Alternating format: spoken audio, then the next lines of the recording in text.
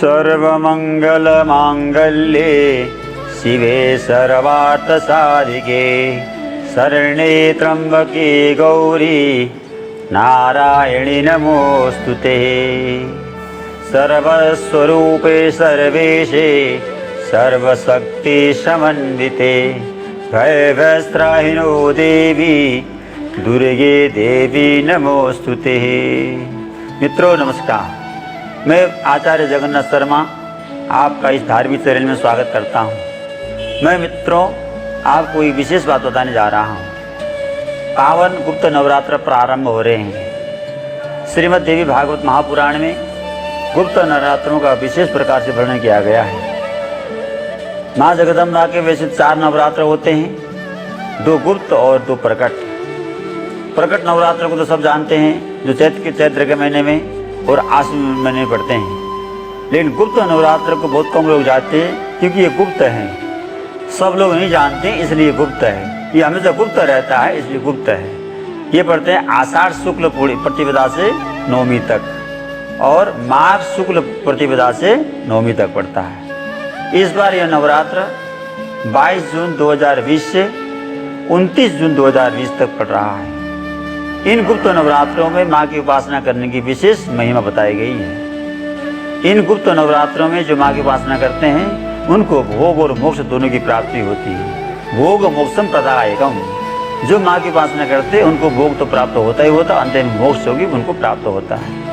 इन पावन नवरात्रों में आप अपने सुविधा के अनुसार घर में माँ की पूजा कर सकते हैं, कलश स्थापन करके यव करके कर सकते हैं, अथवा जैसे और नवरात्र में करते हैं उसी प्रकार कर सकते हैं। इसमें मंत्र जाप का पाठ का बड़ा महत्व है। देखिए, साधना अपनी गुप्त होने से जितना अपनी साधना गुप्त होगी उतने वो साधना फलवती होती है। इसलिए गुप्त नवरात्र है का महत्व है कि साधना गुप्त रहने से हमने क्या किया, कौन सा मंत्र का जाप किया, किसी अध्याय का पाठ किया, किस तरह से किया, ये गोपनीय रहना चाहिए।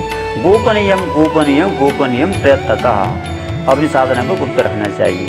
तो ये इस समय देवता लोग माँ की पूजा करते हैं। माँ काली स्वरूप, लक्ष्मी स्वरूप और सरस्वती स्वरूप हैं, त्रिगुणातीत हैं, तीनों गुणों से परे हैं। ऐसे त्रिगुणातीत माँ की जो उपासना करते हैं उनकी सभी मनोकामनाएं पूरी होती हैं। इन नवरात्रों में प्रतिदिन एक कन्या का पूजन करने का भी विधान बताया गया है और 2 वर्ष से लेकर के 10 वर्ष तक की कुमारी कन्याओं को ही विशेष पूजन करना चाहिए। अगर प्रतिदिन करने का संभव न हो, कुछ न कुछ व्यवहारिक परेशानी हो, तो अष्टमी और नवमी के दिन विशेष रूप से करते हैं।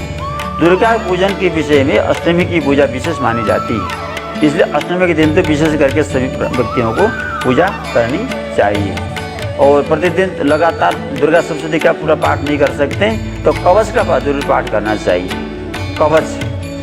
कवच के पाठ करने से उसकी मतलब उसकी रक्षा होगी, आदि व्याधि से रक्षा होगी, भूत प्रेत से रक्षा होगी, ग्रह बाधा, रोग बाधा, ऋण बाधा, शत्रु बाधाओं से उसकी रक्षा होगी।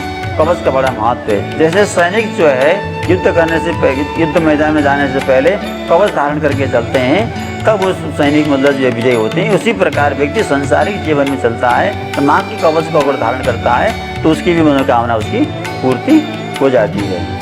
तो कवच की पूजा करना चाहिए। उसके बाद उसके जो नवार्ण मंत्र हैं उसको यथाशक्ति जाप करते रहना चाहिए।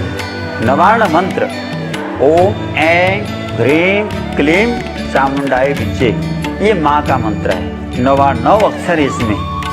ये बीज मतलब ऐं बीज है, क्लीं बीज है, ह्रीं बीज है। इसी ऐंकारी सृष्टि रूपाय ह्रींकारी प्रतिपालिका क्लींकारे काम रूपेणी बीज रूप नमोस्तुते। ऐंकार के रूप में ये मतलब सृष्टि करती हैं, हिरण्यकार के रूप में ये पालन करती हैं और क्लींकार के रूप में ये सृष्टि का संहार भी करती हैं। इसलिए ब्रह्मा विष्णु महेश त्रिदेव हैं। वो त्रिदेवों के साथ शक्ति के रूप में खड़ी होती है। ब्रह्मा के साथ सरस्वती के रूप में, विष्णु के साथ लक्ष्मी के रूप में और शंकर के साथ गौरी के रूप में ये शक्ति उनके साथ रहती है। शक्ति से ही शक्तिमान की कदर होती है। तो इस शक्ति की उपासना करने से ही हमारी मनोकामना पूर्ति हो सकती है। तो श्रीमद् देवी भागवत महापुराण में शक्ति का ही गुणगान किया गया है। ये शक्ति कैसे सृष्टि का संचालन करती है, पालन करती है, संहार करती है। और श्रीमद् देवी भागवत महापुराण दिव्य ग्रंथ है। देखिए, इसमें माँ की विस्तृत रूप से विस्तार से बताया गया है और माँ के अलग अलग और रूप हैं 10 महाविद्या, काली तारा महाविद्या, षोडशी भुवनेश्वरी, भैरवी छिन्नमस्ता च विद्या धूमावरीता, गगला सिद्ध विद्या च मातंगी कमलात्मिका, एतादश महाविद्या सिद्ध विद्या प्रकृतिता। ये 10 महाविद्याएं हैं माँ की, 10 महाविद्याएं, इनकी भी उपासना कर सकते हैं। अलग अलग तंत्र विधि से इनकी पूजा की जाती है। 10 महाविद्याएं महाशक्ति हैं। तो इस तरह से इनकी महिमा बताई गई है। और 3 शक्तियां हैं और पंचदेवी के रूप में पूजा की जाती है। गणेश जननी दुर्गा, राधा लक्ष्मी सरस्वती, सावित्री च प्रकृति पंचदा स्मृता। दुर्गा 5 देवियां प्रमुख हैं। देख, दुर्गा जी, लक्ष्मी जी, सरस्वती जी, राधा जी, सावित्री जी, ये 5 देवियां मुख्य हैं। इन 5 देवियों का ही खेल है सब, इसलिए प्रकृति पंचदा स्मृता। प्रकृति 5 तरह की, तो 5 प्रकृति के स्वरूप में 5 देवियां हैं। इनके सबकी महिमा देवी भागवत में बताई गई है। और विशेष बात और इसमें देवी भागवत के 11वें स्कंद और 12वें स्कंद गायत्री के महिमा से परिपूर्ण है। सारे मंत्र गायत्री से मिलता है।